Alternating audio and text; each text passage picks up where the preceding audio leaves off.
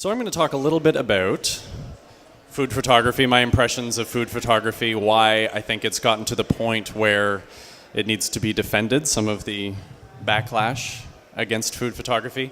And I'll also talk a little bit about Gastropost, which is the project that I'm working on in the context of what Gastropost and working on it over the last year has taught me about food photography and what the benefits of it are.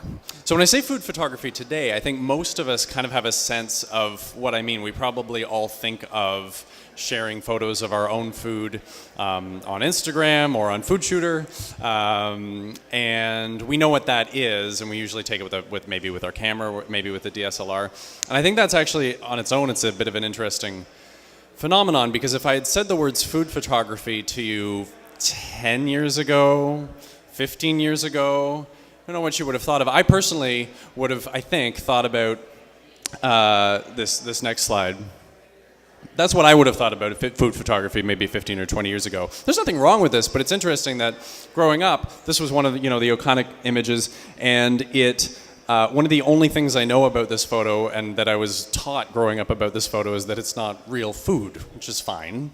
But everyone knows that when they stage the fast food photos, it's not actual food, and that's what food photography was. And now, the food photography, of course, more ubiquitous to the point where we're all doing it, and we've got our own apps to do it, and it's become a bit of a community, and it's become a community to the point where there's actually started to be a bit of a backlash. So I don't know if you've experienced this. I've heard talk radio shows talking about it, complaining about people taking photos of food. Some restaurants have actually even made a point of saying you're not allowed to take photos of food. If you start taking a photo of food, they'll come over to your table and say, could you please not do that?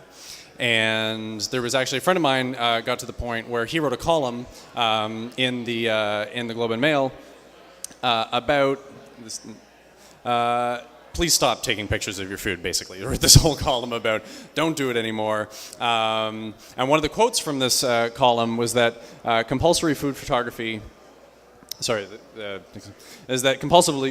meal photography takes something that's tasty and turns it into something dreary. He was really, really down on food photography and basically just complaining about all these photos of food in his social media feeds. And I don't know if you've ever had this happen to you, where you read something and you think, oh, that really speaks to me. It's as if that's about me.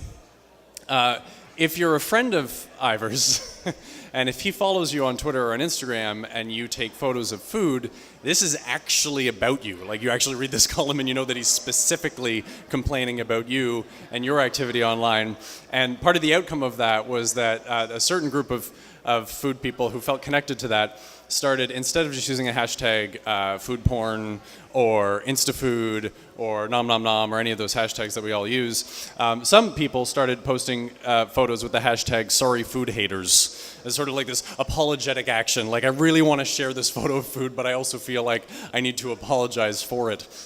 And that's actually, like, if you search that, you'll actually see it's another little food community under the sorry food haters tag. There are a few reasons I think that people take photos of food, and there's some obvious ones, and they are acknowledged in that column. One of them was I think articulated really well at this past TEDx Toronto event in October of last year by Susar Lee, a Toronto chef. And one of the things that he said that I thought was really interesting was he said that food is interesting because it can give someone so much pleasure right at the moment when it's being destroyed. I thought that was really evocative, and I think it's probably one of the reasons why we want to document this thing, because we know we're about to turn it into mush and make it disappear, so we want to save that moment that we're really proud of. I think maybe there's another reason too, and I've been thinking about the kinds of things we share on social media, not just photos of food, but photos of sort of any activity. We're trying to make our lives look really fun and exciting, and I had this song stuck in my head. I actually had to Google the lyric to figure out who it was, because I had forgotten who it was. But the song, the lyric was "Living life just like in the commercial." It's $1.65. It's Rooster Fry, and so I think that's part of it too. It's like, look at this. When we grew up with this food photography that was like this perfect fast food burger. that now we're also kind of living that commercial as well. But there's more to it than that, and that's part of it. I think that's part of why we share food photography. But this is where I want to talk a little bit about Gastropost and what Gastropost is. And I'll give you a bit of a sense of what it is, just so you know the context where I'm coming from. So if you don't know, Gastropost is a community of food lovers who go on food missions here in Toronto. So every week, Gastroposters receive a new food mission. They're sent out to complete this mission. And then if you do complete the mission and you send it, you share it with the rest of the Gastropost community, then you can actually end up in the newspaper.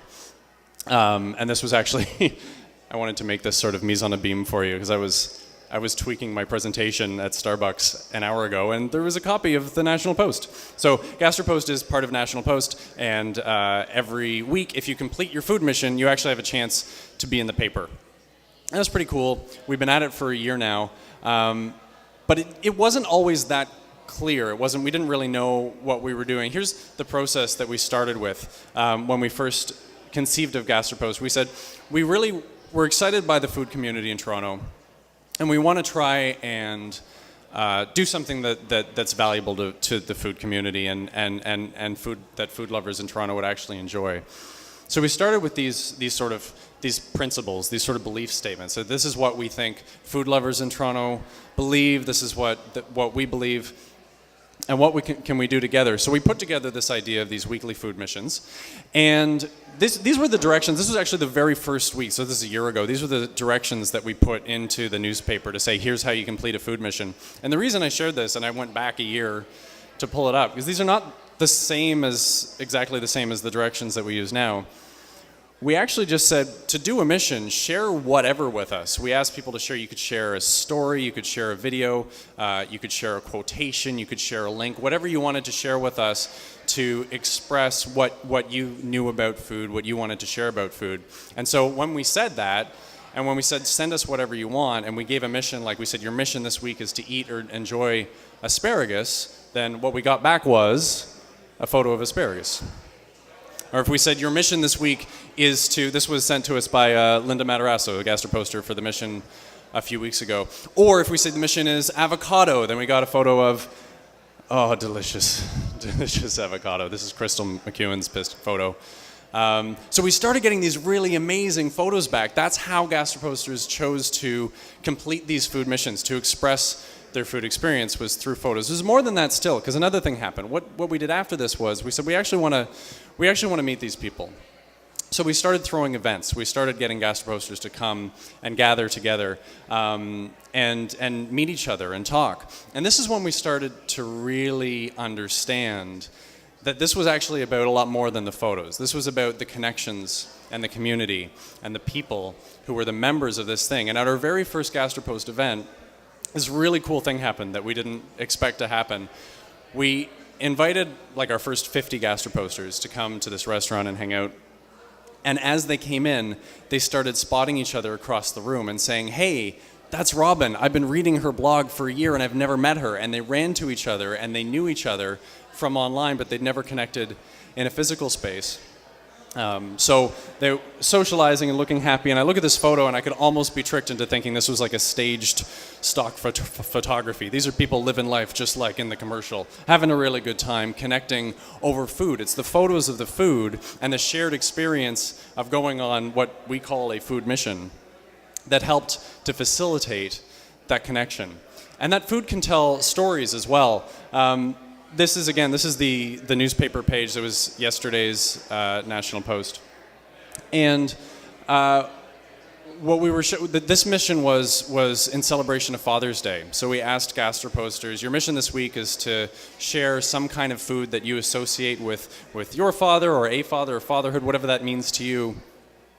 And what we received back were these really heartfelt stories and really touching stories. A lot of Gastroposters who completed this mission, their fathers weren't alive anymore, and they were sharing these really personal memories of their fathers from their childhood or when they're growing up. Cheryl in the middle here, of the second page, this photo of, some of you will recognize those as the unchicken fingers from Hogtown Vegan. That was how she completed the mission. She told us this story. My dad, he almost could have owned his own Greasy Spoon restaurant. And that's what food meant to him, and it was comfort food. And now she's grown up, she's vegan, and she said, I know my dad would be proud of, this is how I experience comfort food now, and this food is worthy of him. And one of the neat parts of my job is that yesterday I got to send out the messages, all the tweets and emails to let these guys know that, hey, you're in the newspaper today. And we got this tweet back from Cheryl. It really meant something to her. It really meant something emotional. It told a story. And it connected, and it was real. So that's what we've learned about food. And if sharing food together is an act of community, if it can be about expressing that we care for each other when we're at a restaurant together, or when we're making something for someone, or even that it's an expression of love if we make something for our family or for our partner, then also sharing photos of that food is part of that same experience, that it can mean all of those same things.